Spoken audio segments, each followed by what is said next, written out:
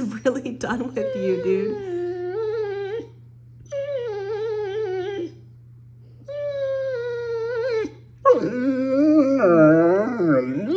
Don't complain to me. I told you both I didn't want it in the house. Good boy. He just wants his ball now. He's really pissed at your whining.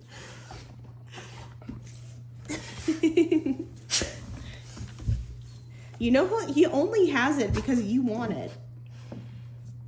It's the only reason. No, big brother's gonna lay down the law. Your big brother is not gonna put up with that.